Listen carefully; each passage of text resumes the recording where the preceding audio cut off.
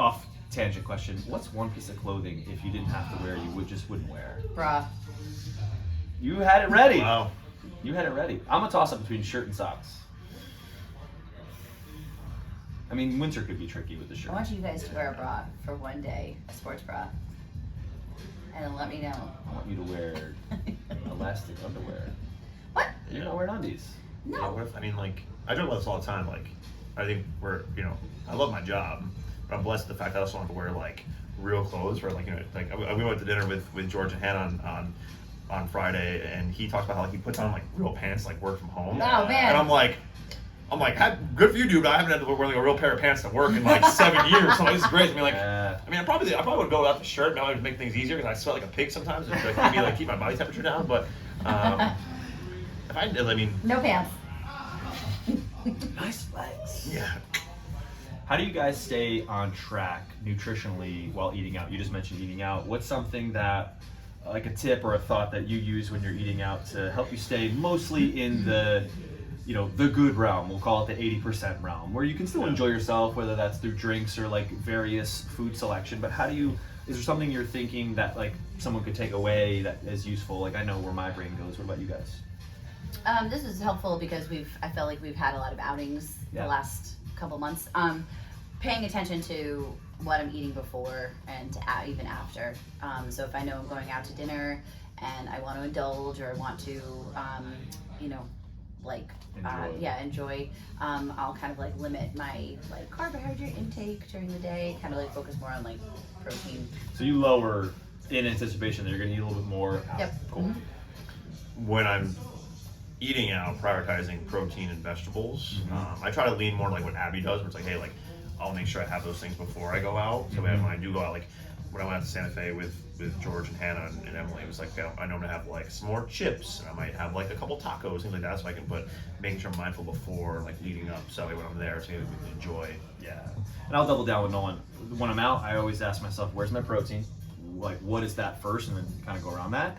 And then I think this is helpful too, is like one meal, like, or chips and like the drink or whatever it is, like, isn't going to unravel all this progress. So as soon as that great time is over, if there's time left in the day and you're going to eat again or before, it's like, it's right back on track. It's like, hey, you know what? Maybe I eat a little bit less at home later that day, or you know what? I'm done for the day, and like I get back on track tomorrow. It's like, cool, I had a great time, enjoyed myself, back on track.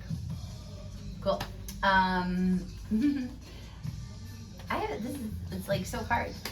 Something that you're strangely good at. Nolan, kick it off. I still don't know mine.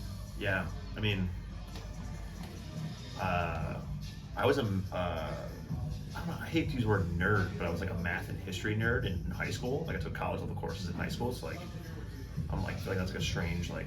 You are good. We could say like, hey, what do these reps add up to? And you're like, Yeah, yeah. Yeah. All right, mine's trampoline. Trampoline? Yeah, like You might really go to parkour. I don't know, but like I think growing up on a trampoline, like double backflips, double front flips, like jumping off the trampoline, like maybe transferred over some good body awareness in the gym. I'm strangely good at wrestling these two guys. And Next question. Next. Yeah, right. You're easy prey. Yeah, It's right. like- I'll give you one. Not strangely good at. You're very good at, I think, connecting with all different kinds of people. Yeah. That's a skill. Like you're great at connecting with, the person who's brand new to the person's experience and everything in between. And I think you have this great way to connect with people, and I think that's deep diving into like people skills. So Time out real quick. Do you know Pop Smoke. Peter's can work out the Pop Smoke in Dior right now? is that what's happening? Yeah. Okay. Okay. Well, That was the question I was gonna ask: is which coach do you think has the best dance moves? If you put some shit like this on and you had to go out there God, one it's at a not time. It's God, it's not. All right, so Nolan's out. No, I'm just self. No. I mean, You think it's him? You think it's him? I'm gonna say me. But Peter does like, this is Peter's dance move. You think you could be? I'm a dancer. the handful of weddings you and I have been to together, Sean, like I 10 mean, years Sean ago. lets loose. Those days might be gone. Tears it up. All right, we'll go serious. We'll go serious. What is one of the most difficult aspects within our profession, within coaching? This is a unique flip on, like, we live in the joy and the beautiful aspects about it. And I wanted to flip the script and just say, hey, what is something within our profession, what we do and how we hold ourselves to certain standards that can be on the more challenging side? So I don't know who wants to go first. Let me go first. It's funny because, like, I think we can all truly say that our job is just one of the best jobs in the entire world, and you know, I can walk away every single day being like, I don't wear pants. It's like yes, no pants. But I think one of the difficult things, and I'm sure that we've all been there, the four of us, is if we have something externally going on that may be like heavy or difficult or that we're working through, to compartmentalize and come in here and keep the standard high and be the light within the class, saying hello to somebody coming in our one-on-one sessions, a teammate, a friend. I think like sometimes it can feel like it just can be difficult.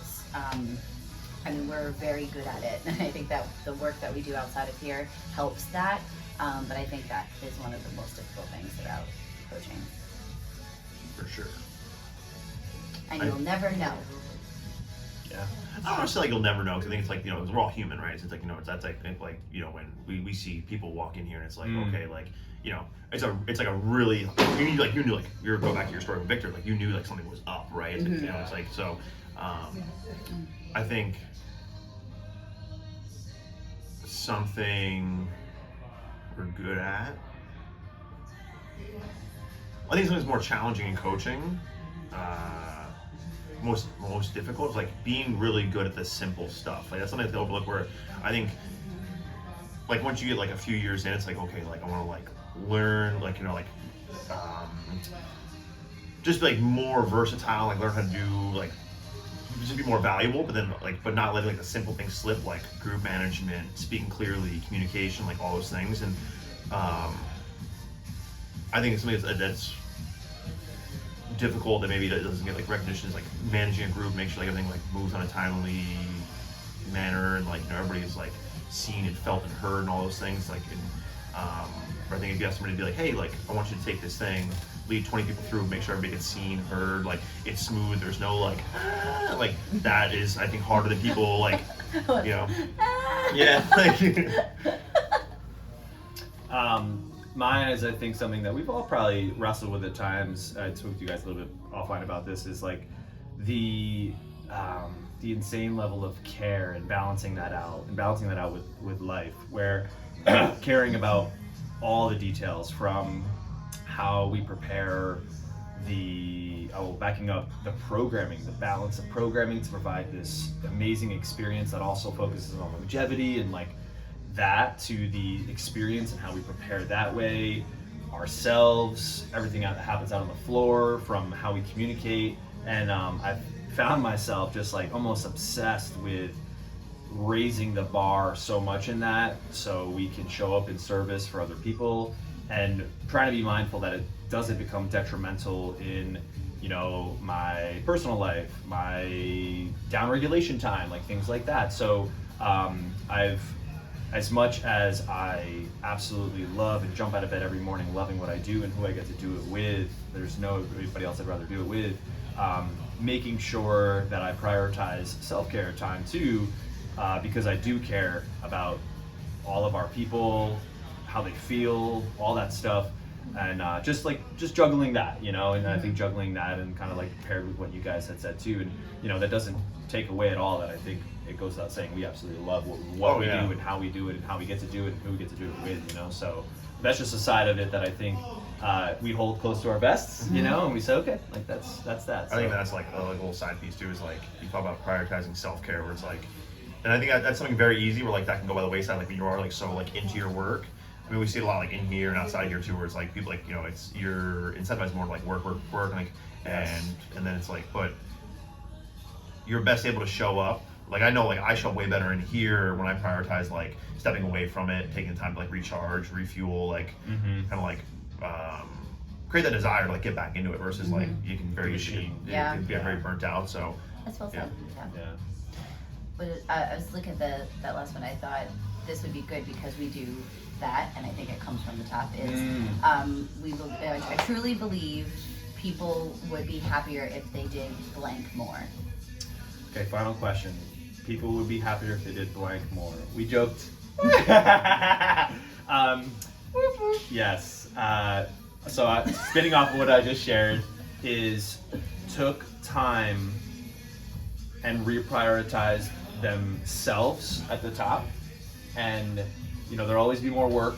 There'll always be other things. But like what you just shared, when you are working on yourself, 20, 30, an hour a day, whatever that looks like and however that feels for you, you can show up better as a person, man, woman, husband, friend, boyfriend, significant other, whatever it is, son, daughter, and give more and be more.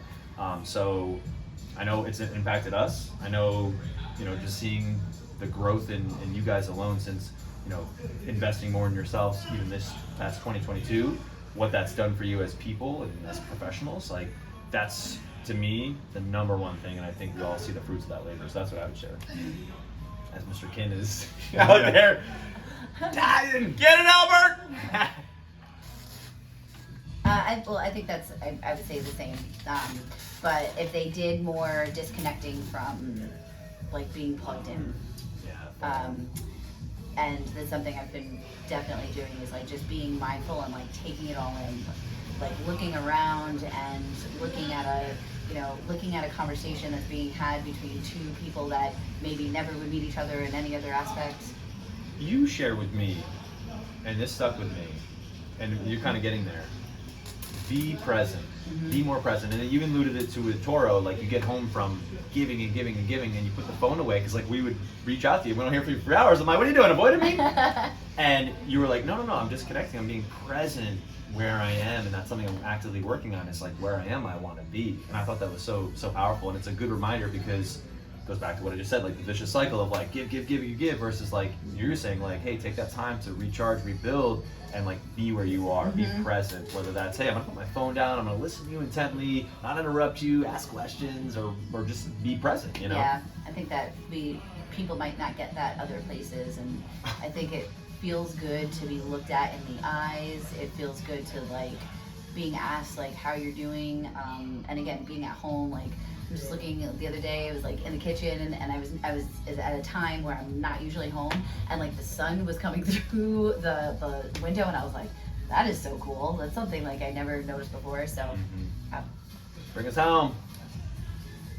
I truly believe that people would be happier if they did more of what they want. What I mean when I say that is like, I think we spend, I know I've been guilty this past where it's like, I'll not do something because I'm like, oh, like people will think this way, or like it'll be seen a certain way. And it's like if you have the best of intentions, like if it makes you happy, like why are we not doing more of it?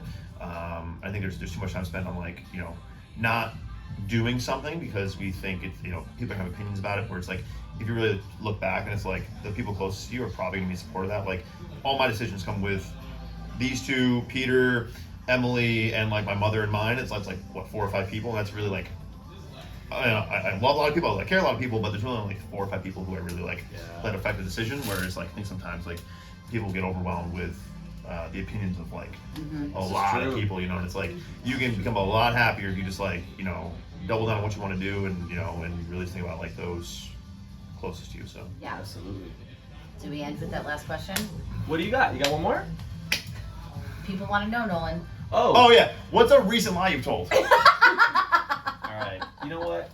A lie. Recent lie. I can't really win wrestling these guys. You can't. No. You can't. What's a lie? I don't even know. That was a lie.